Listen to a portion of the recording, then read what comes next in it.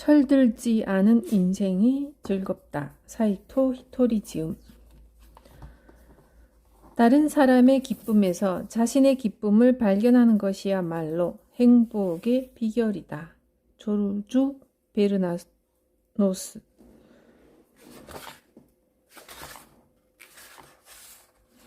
첫머리에. 흔히 사람들은 성공하기 위해서는 항상 부지런히 일하고 근엄한 얼굴로 쉴 새 없이 이런저런 궁리를 해야 한다고 생각합니다.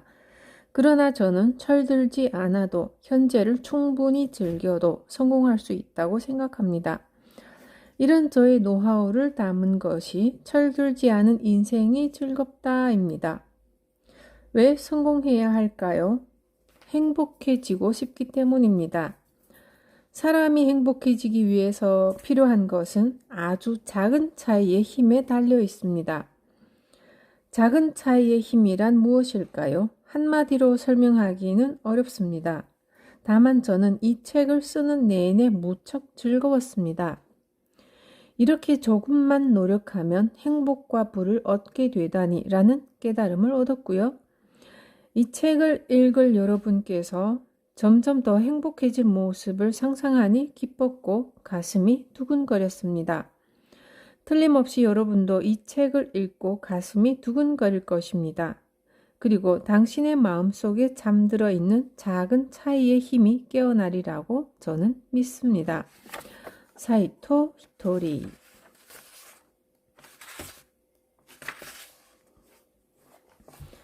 (1장) 나 자신을 소중하게 여기는 일부터. 그래도 지구는 돈다. 지금부터 성공하는 인생에 대한 몇 가지 이야기를 해보겠습니다. 제 사고방식이나 그동안 제자님들에게 가르쳤던 성공의 비결을 알려드리죠. 다만 세간에서 흔히 하는 말과는 조금 다릅니다. 졸저인 별난 사람이 쓴 성공 법칙에서 제 자신을 별난 사람이라고 표현했는데 글자 그대로 저는 영락없는 별종이랍니다. 하하. 따라서 제가 하는 말에 모든 사람들이 찬성하리라고는 솔직히 기대하지 않습니다. 저와 의견이 다르다 해도 아무 상관없고요. 사이토 씨, 그게 아니라 하고 이 의를 다셔도 괜찮습니다. 제 생각이 틀렸다고 누군가 말한다면 저는 틀림없이 바로 그 자리에서 이렇게 얘기할 겁니다. 사실 그런가도 싶었어요. 어째서 이런 말씀을 드리느냐 하면 그래도 지구는 돌기 때문이죠. 여러분도 아시다시피 옛날에 갈릴레오라는 사람이 있었습니다. 그 사람은 지구가 돈다고 했다가 재판정에 서야 했고요. 재판에서도 지구가 돈다는 주장을 고집할 경우 처형될 판이었습니다. 지구와 태양 중 어느 쪽이 도는가? 재판관이 묻자 갈릴레오는 대답했습니다. 태양이 돕니다. 이 말을 들은 제자들은 깜짝 놀랐습니다. 나중에 갈릴레오에게 따져 물었죠. 어째서 태양 주위를 지구가 돈다고 말씀하지 않으셨습니까? 그러자 갈릴레오는 이렇게 말했습니다. 그래도 지구는 돈다네. 이 이야기는 아주 깊은 뜻이 담긴 일화입니다. 여하튼 대화 중에 나와 상대방의 의견이 다르다 해도 일단은 그렇군요, 알겠어요 하며 듣는 것이 히토리 씨 방식입니다. 그러면서 다른 곳에 가서는 내 주장을 고수하면 된다. 바로 이것이 히토리 씨 방식이죠. 그래도 되냐고요? 괜찮습니다. 나와 의견이 다른 사람과 말씨름해서 이겨봐야 미움만 살 뿐입니다. 무엇보다도 서로 기분이 상할 때까지 옳고 그름을 따질 필요가 있을까요? 누가 옳고 그른지는 아무래도 상관없습니다. 왜냐하면 그래도 지구는 돌기 때문이죠. 인생에 있어서 최고의 행복은 우리가 사랑받고 있다는 확신이다. 빅토르 위고.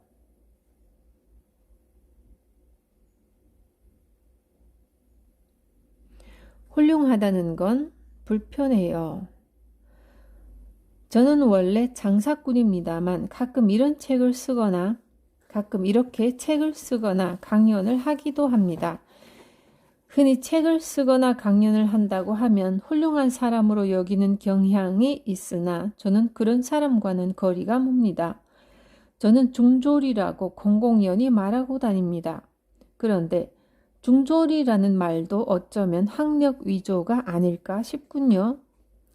저는 언제나 해가 중천에 떠야 일어나곤 하는 학생이었으니까요. 그리고 학교에 가서 반 친구들을 웃겨주고 실컷 웃었다 싶으면 집에 돌아오곤 했습니다. 지각한 만큼 일찍 조퇴하는 식으로 탁월한 균형 감각을 발휘하며 중학 시절을 보냈습니다. 요컨대 중학교도 제대로 다니지 않았다는 뜻입니다. 그렇다고 오해하지는 마세요. 훌륭한 게 나쁘다는 뜻은 아니니까요. 훌륭한 사람이 되고 싶다면 그렇게 하세요. 그렇게 해서 행복해질 수 있다면 훌륭해지시고요. 하지만 훌륭하다는 건 불편하답니다. 기독교 신자들이라면 다소 분하게 여길지 모를 이야기를 하나 하겠습니다. 때는 에도 시대, 일본에서 기독교를 탄압하던 시절 성화밟기라는 것이 있었습니다. 숨은 기독교 신자를 색출하기 위해서 예수의 성화를 밟아보라고 시켰던 강제 행위였습니다. 신앙심이 깊은 사람들은 명령에 따르지 않아 바로 처형당했죠. 제가 만약 예수였다면 먼저 나서서 그림을 밟았을 겁니다. 그야 스승이 앞장서서 그림을 밟으면 제자들도 뒤따라 밟았을 테니까요. 스승이 다들 밟거라 라고 명령하면 제자들 역시 네 알겠습니다 하고 말이죠. 그뿐이잖아요. 예수님도 죽지 말고 살아라 라고 말씀하시지 않았습니까? 사람은 행복해지기 위해 태어난 존재입니다. 당신은 불행해서는 안 됩니다.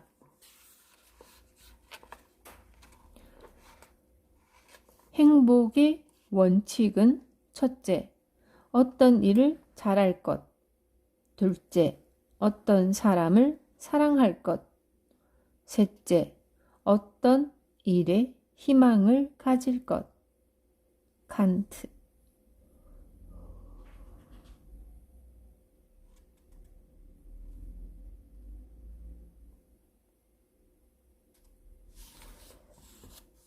누구나 행복해질 수 있는 이유. 인생은 수행이다. 저는 이렇게 생각합니다.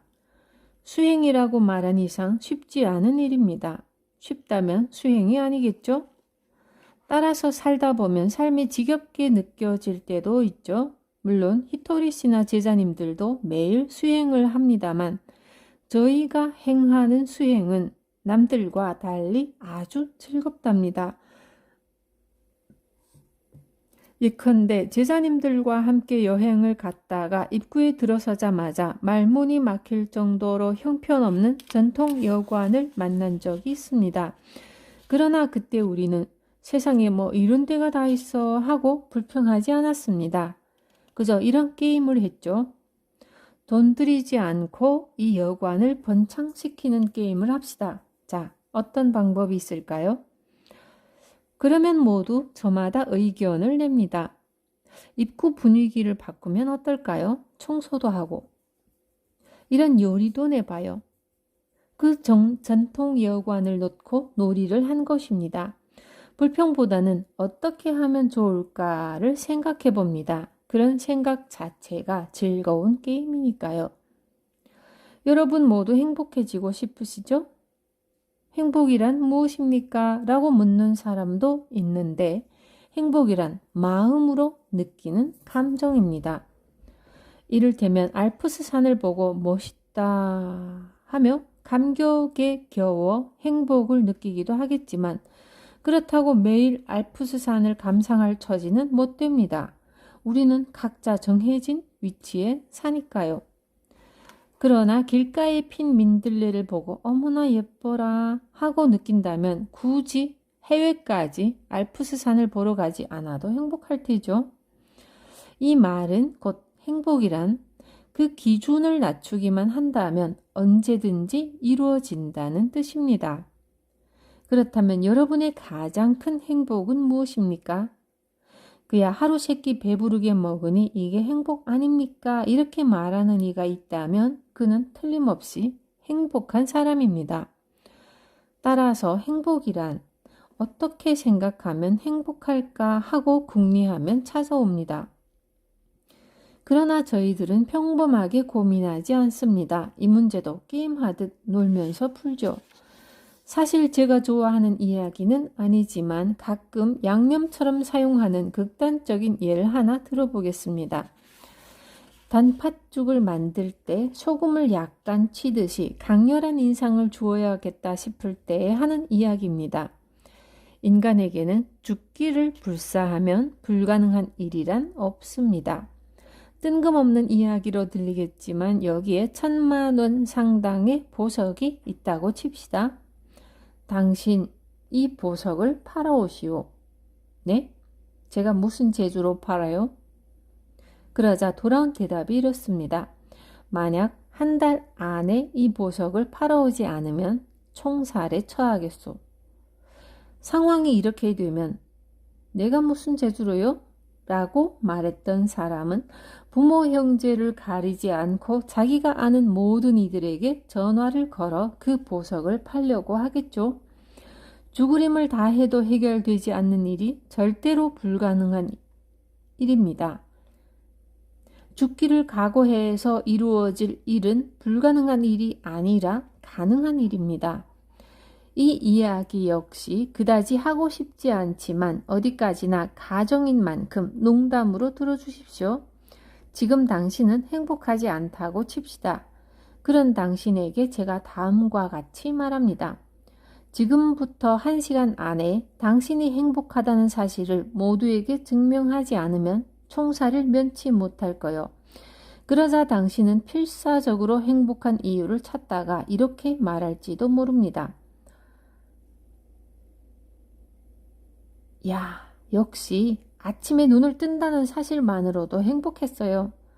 잠든 채 저 세상에 가버린 사람을 생각하니 이보다 행복한 일이 또 있나 싶더군요. 행복해지려고 마음만 먹으면 누구나 지금 그 자리에서 행복해질 수 있습니다. 당신은 행복한 사람입니다.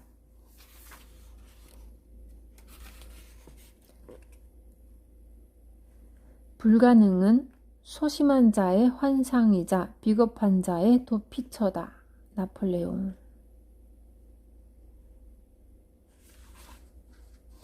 인간이 지닌 기량은 무한대. 흔히 사람에게는 그 사람만이 지닌 기량이 있다고 합니다. 그런데 사실 인간의 기량은 늘어납니다. 얼마든지 확대됩니다. 여러분도 기량을 늘리고 싶다고 욕심을 내십시오. 사람에게는 무한한 기량이 있습니다. 한마디로 무한대입니다. 인간은 거대한 우주는 물론 나아가 은하계까지도 머릿속 상상으로 그려냅니다. 다시 말해서 인간이란 엄청나게 무한한 기량을 품은 그릇이라는 뜻입니다. 당신이 지구 위에 서 있는 모습을 떠올려 보세요. 그런 상상이 가능하다는 말은 이 지구를 삼켜버릴 만큼의 상상력이 본래부터 당신 안에 존재했다는 의미입니다. 그런데도 사람들은 대부분 일상생활에서 부딪히는 자잘한 문제에 대해 이래서 안 돼, 저래서 안 돼 하며 안달하거나 부정적인 생각만 하기 바쁩니다. 이제 그런 사고방식은 버릴 때가 됐지 않습니까? 회사 사람들이 칙칙해서 하나같이 마음에 안 들어 라고 투덜댑니다. 그런데 주위 사람들이 칙칙하든 말든 당신과 무슨 상관이랍니까? 칠판이 어둡기 때문에 하얀 분필이 도드라지는 이치를 생각해 봅시다. 주위 사람들이 칙칙한 만큼 당신은 밝게 생활하면 그만입니다. 그렇게 작은 차이만으로도 인생은 엄청난 변화를 일으킵니다. 당신 주변에 못마땅한 사람이 하나씩 끼어드는 이유도 같은 이치입니다. 못마땅한 사람이 등장해야 호감 가는 사람이 눈에 띕니다. 그러니 상대방을 고치려 들 필요가 없습니다. 못마땅한 사람이 있어준 덕분에 호감 가는 사람이 빛을 발하니까요. 우리 회사에 듣기 싫은 소리만 골라 하는 부장이 있거든. 그 인간 정말 짜증나. 이렇게 험담만 하기보다 그 부장이 하는 행동을 자신이 하지 않으면 됩니다. 남에게 윽박지르기만 하는 사람을 보고 싫다고 느꼈다면 자신부터 다른 사람에게 친절하면 될 일입니다. 그런 식으로 못마땅한 사람이 하는 행동과 정반대로 처신하면 당신이 단연 두드러지겠죠. 짜증을 유발했던 그 사람은 이렇게 정리하면 그만입니다. 저 인간은 나를 단련시키려고 일부러 신이 보낸 녀석일 거야. 허허. 지혜와 용기 둘 중 하나라도 없으면 완전한 행복은 불가능하다. 그라시안. 인생은 사구당구.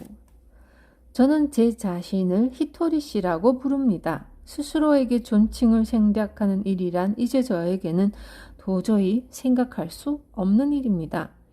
요컨대 히토리 씨라는 명칭은 그만큼 자신을 소중히 여기고 사랑한다는 뜻이죠. 한편으로 저의 제자님들, 그 중에서도 저보다 나이가 한참 어린 제자님들에게까지 누구씨라고 존칭을 붙입니다. 그 외의 사람을 부를 때도 존칭을 빼놓지 않습니다. 그 이유는 스스로에게 존칭을 붙일 정도로 자신을 소중히 여기는 만큼 다른 사람 역시 중요하게 생각하기 때문입니다. 난 소중해라고 생각하면 대개는 그건 바람직하지 않은 생각이라며 탐탁지 않게 여길지 모르지만 사실 나만 소중해라는 생각이 더욱 바람직하지 못합니다. 난 소중해와 나만 소중해라는 말은 얼핏 비슷하게 들리지만 전혀 다릅니다. 업무에서나 인간관계에서나 전혀 다른 결과를 가져옵니다. 인생은 사구당구와 같습니다. 사구당구는 당구대 위에 빨간 공 2개와 하얀 공 2개, 모두 공 4개를 놓고 하는 게임입니다. 내가 하얀 공을 쳐서 빨간 공과 하얀 공을 따닥 하고 맞히면 2점을 얻습니다. 빨간 공끼리 맞히면 3점입니다. 요컨대 공 2개를 맞춰야 점수를 얻습니다. 자기 공 1개를 쳐서 다른 공 2개에 맞히면 되는 게임입니다. 그리고 나머지 1개까지 연이어 공 3개를 맞히면 5점을 얻습니다. 어머니께서는 당구를 아주 좋아하셔서 제가 어릴 때 종종 당구장에 데려가곤 하셨습니다. 저는 사구당구를 꼼짝 않고 구경하며 이런 생각을 했습니다. 이것이 바로 인생이구나. 왜냐하면 공 1개만 맞춰봐야 0점이니까요. 인생도 마찬가지입니다. 자기 자신만 생각해서는 소용이 없습니다. 나를 위하고 남을 위할 때 비로소 점수를 얻습니다. 행복하고요. 공 2개를 맞춘 데다 1개 더 맞춰보세요. 자기를 위하고 남을 위하고 사회를 위해서도 이건 틀림없어 라고 믿는 일이라면 5점짜리입니다. 그러나 남 또는 사회만을 위한 행동은 뜻밖에도 별다른 성과를 내지 못합니다. 0점이죠. 이해가 되시나요? 따라서 어떤 장사를 하더라도 그것이 나를 위하고 남을 위하고 나아가 사회를 위한 일이라면 틀림없이 성공합니다. 성공하는 비결이란 이것이 전부입니다. 왜냐하면 남을 위해서만 하는 일이라면 자신이 축나서 포기하게 되고 오래 지속하지 못합니다. 그러나 나도 좋고 남도 위하는 일이라면 지속됩니다. 이런 경우에는 다만 맞힌 공이 2개밖에 되지 않으므로 점수는 적습니다. 자기와 남이라는 공 2개에다 사회를 위한 일이라는 공까지 맞힌다면 5점짜리입니다. 그런 의미에서 제가 운영하는 건강보조식품 회사인 파니오스 겐키와 같은 경우는 파는 쪽에서도 장사하는 보람이 있고 구입하는 분들도 만족해하는 바람직한 사례입니다. 달리 말해서 우울증으로 방에만 틀어박혀 지내던 사람, 더 이상 살고 싶지 않다며 생을 포기하려던 사람이 밝고 건강해진다면 사회에 도움이 되는 일입니다. 바로 그런 상품을 만들어낼 때 반드시 성공합니다. 따라서 장사란 실제로 하기 전부터 성공 여부가 판가름 나 있습니다. 그런데 당신은 혼자만 득보려는 생각으로 일하지는 않습니까? 그런 종류의 일은 처음 얼마간은 잘 될지 몰라도 오래가지 못합니다. 사구당구의 법칙은 장사뿐만 아니라 모든 일에 들어맞습니다. 이 규칙을 염두에 두면 틀림없이 몸소 깨닫는 바가 있으리라 믿습니다. 행복하게 사는 방법이 무엇인지 말이죠. 성공의 비결은 10년 후가 아닌 한 발 앞. 1 이야기를 조금 해봅시다. 저 사람 너무 앞서가지 않아? 하고 주위에서 우려 섞인 이야기를 듣는 사람이 있습니다. 이런 말도 들립니다. 10년 후였다면 성공할 사람인데 말이야. 그러나 그 사람은 10년 후에도 성공하지 못합니다. 왜냐하면 그는 항상 10년 앞에 가 있거든요. 하하, 황당한 이야기를 하나 해볼까요? 경마에서 곧 시작할 경주가 첫 번째 경주라면 그 첫 번째 경주에서 1등을 맞춰야겠죠? 첫 번째 경주에서 우승할 말이 1번 말이라면 막권을 사서 1번 말에 돈을 걸면 됩니다. 그런데 두 번째 경주에서 2번 말이 유력한 우승 후보라고 해서 첫 번째 경주 때 2번 말에 건다면 배당금은 돌아오지 않습니다. 배당금을 받고 싶다면 곧 시작할 경주에서 우승할 말을 맞춰야 합니다. 그리고 그 경주에서 우승한 말을 맞췄다면 다시 다음 경주에서도 맞춘다. 이런 식이죠. 이해가 되시나요? 일도 이와 같습니다. 앞으로 다가올 일을 적중시키면 됩니다. 지금보다 한 발짝만 앞서 예상하면 됩니다. 10년 뒤, 20년 뒤를 예측해 봐야 소용없습니다. 10년 뒤에 일어날 일은 그때 가서 마치면 되니까요. 언제나 한 발짝만 앞서 읽으면 됩니다. 그리고 한 계단만 위로 올라가면 됩니다. 모든 장사가 그렇듯 상품에는 수명이 있습니다. 왜냐하면 인간은 쉽게 실증을 내는 동물이니까요. 그러므로 지금 시중에 나와 있는 상품이 사라지기 전에 다음 상품을 내고 또 그 상품이 사라지기 전에 다음 상품을 내고 또 다음 상품을 내는 식으로 팔릴 만한 상품을 쉬지 않고 계속해서 만들어내야 합니다.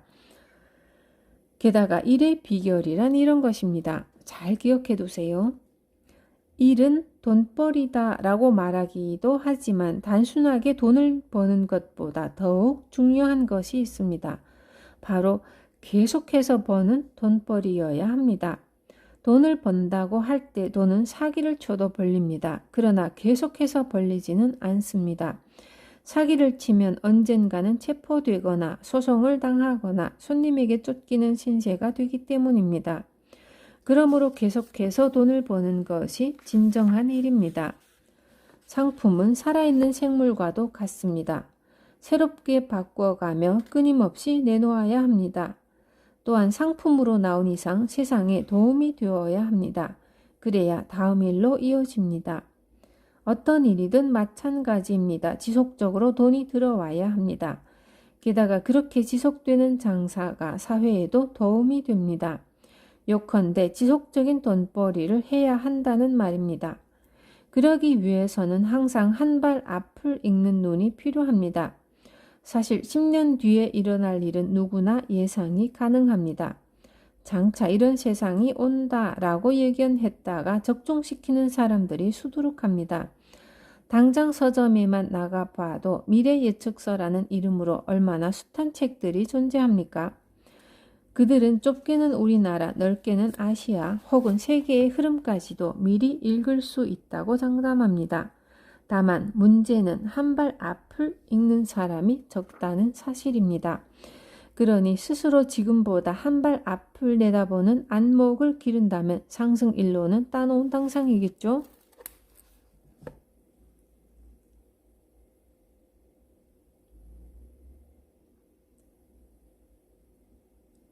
해야 할 것을 하라. 모든 것은 타인의 행복을 위해서, 동시에 나의 행복을 위해서이다. 불경기에도 잘 되는 집의 비결. 흔히 장사는 하기 나름이다 라고 합니다. 이 말이 무슨 뜻인지 아시나요? 장사가 안 돼서 파리만 날리는 라면 가게가 있다고 칩시다. 메뉴판에는 군만두에서 볶음밥까지 없는 게 없습니다. 그 중에서 가장 잘 팔리는 메뉴는 메밀국수에 채소, 해물, 고기 등 갖가지 재료를 곁들인 고무쿠 소바라고 합시다. 아, 고무쿠 소바는 인기가 많군요. 하지만 정작 라면을 찾는 손님은 없나 봐요.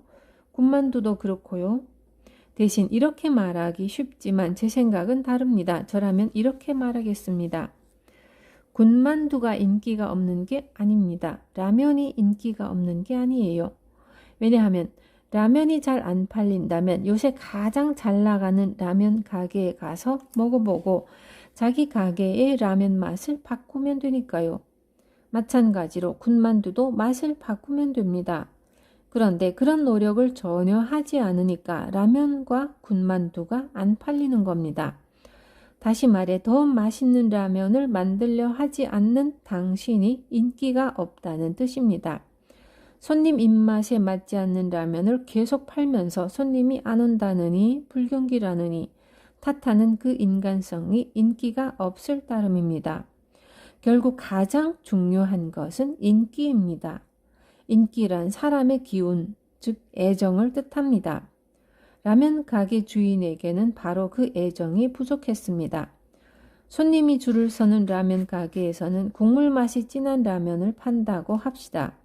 그런데도 이 가게 주인 혼자만 우리 가게의 라면은 개운한 국물 맛이 일품이랍니다 라고 내세운다는 겁니다. 바로 그런 태도가 애정이 없다는 뜻이죠. 자기에게만 맛있는 라면은 집에서 혼자 만들어 드세요. 장사는 모름지기 손님 취향에 맞춰야 합니다. 그런 기본 자세도 없이 손님들은 라면의 참맛을 몰라 라고 나오다니 당신은 정말 상황과 분위기 파악을 못하는 사람입니다. 분위기 파악을 못한다는 말은 단순히 어떤 분위기인지 모른다는 뜻이 아닙니다. 애정이 없다는 뜻입니다. 분위기 파악을 못하는 사람은 상대가 들으면 기분 나쁜 말인 줄 알면서도 그 말을 합니다. 그런 사람은 상황이나 분위기 파악을 못해서가 아니라 애정이 없는 탓입니다. 다시 말하면 다른 사람에 대한 배려가 없다는 뜻입니다. 현명한 사람의 불행은 아둔한 사람의 번영보다 훨씬 훌륭하다.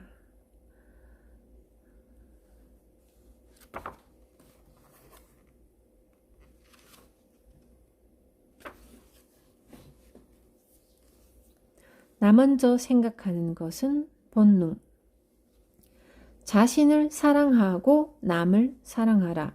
이 말은 제가 제자님들에게 자주 전하고 있는 가르침 중 하나입니다.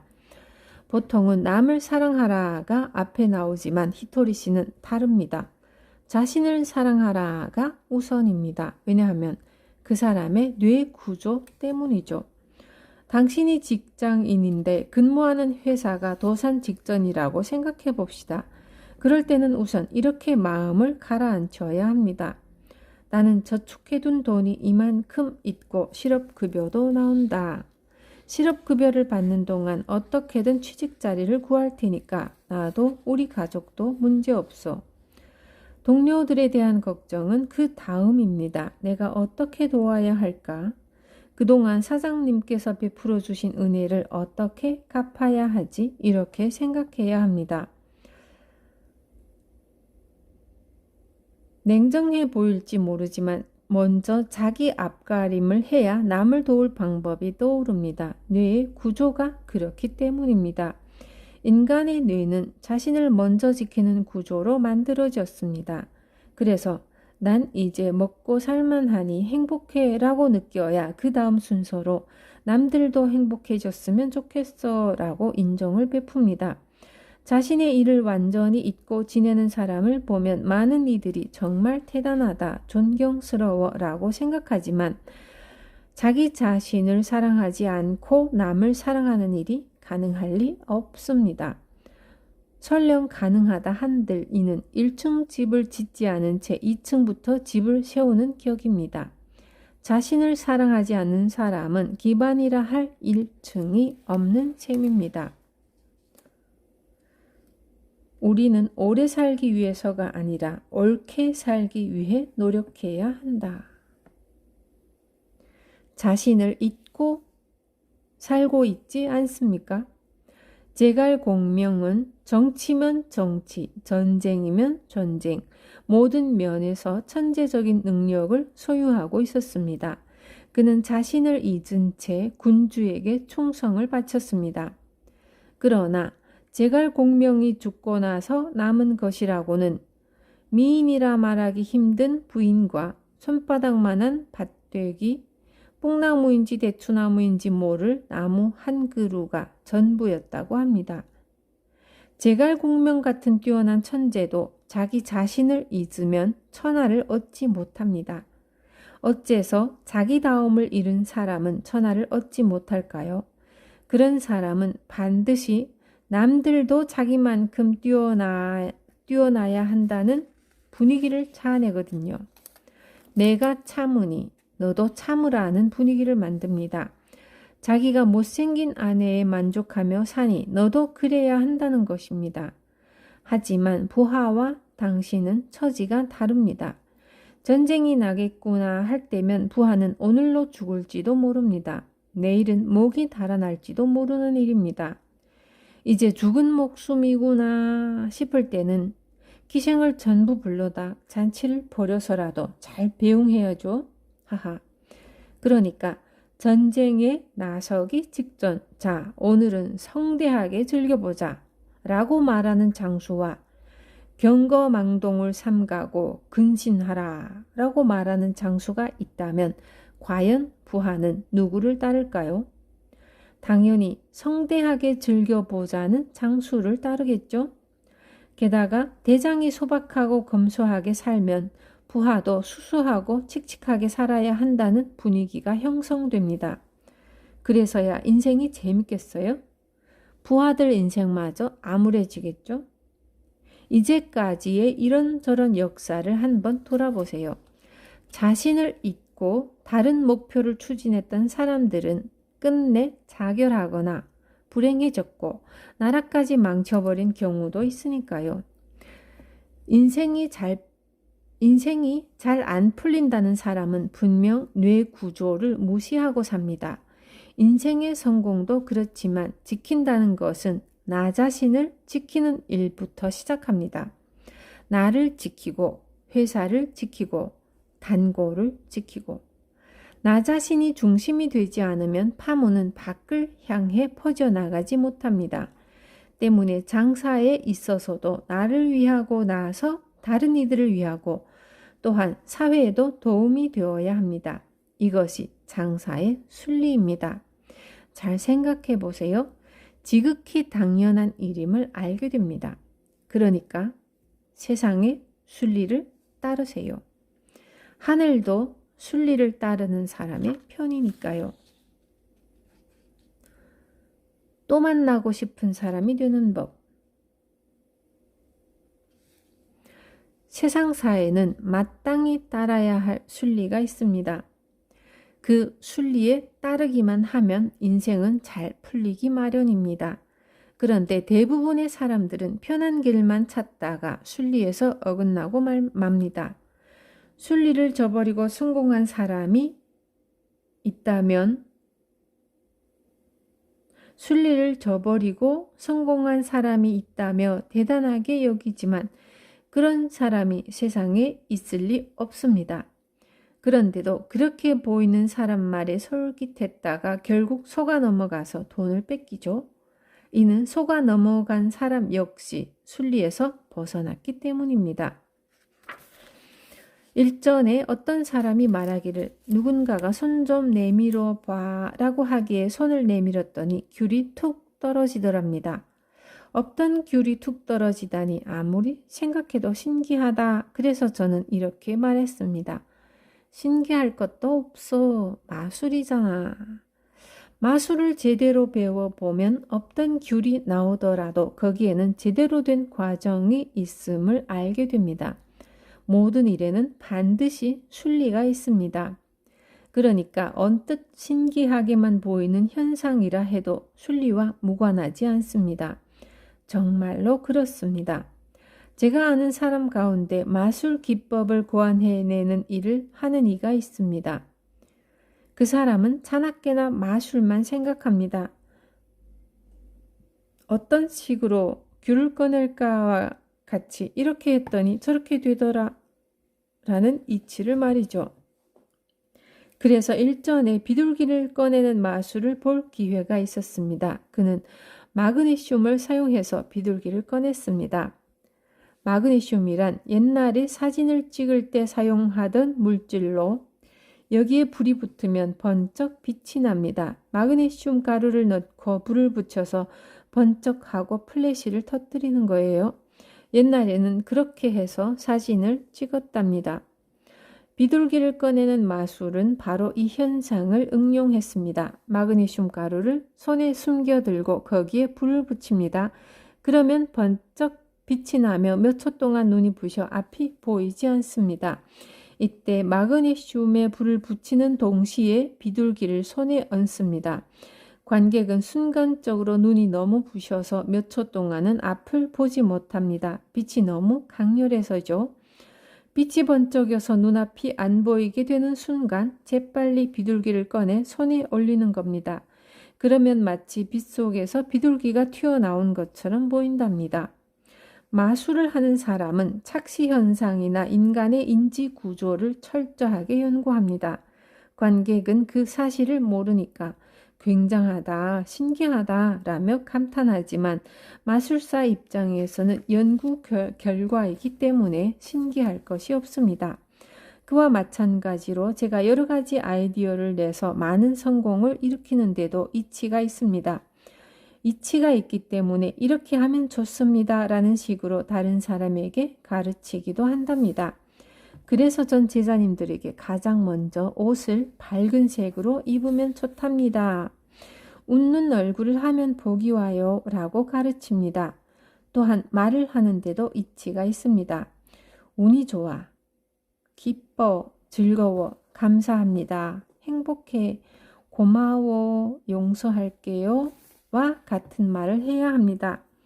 이런 천국의 말을 입에 담고 천국의 생각을 하면 나에게서 나오는 파동이 달라지고 그로 인해 인상이 달라지면 불러들이는 현상 또한 달라집니다. 좋은 일이 생깁니다. 저에게 있어 이런 변화는 전혀 신기한 일이 아닙니다. 사이토 씨는 참 신기한 말씀을 하시네요. 모르는 사람은 이렇게 말하겠죠. 그렇지만 당신이 어두운 표정, 시무룩한 얼굴로 난 참 운도 없지라며 불평과 푸념만 늘어놓으면 모두가 당신을 싫어하게 됩니다. 당신과 만나기 싫어진다는 뜻입니다. 알고 보면 세상 모든 일은 운이든 돈이든 사람이 불러들인답니다. 돈이나 지갑이 자기 혼자 걸어오지는 못하잖아요. 행운조차도 사람이 불러들이기 마련이죠. 밝은색 옷차림도 웃는 얼굴도 천국의 말도 다른 사람의 호감을 사서 이 사람과 또 만나고 싶다라고 생각하게 만드는 요령입니다. 그러니까 저의 가르침은 하나도 이상하지 않습니다. 그저 이치에 따랐을 뿐이니까요.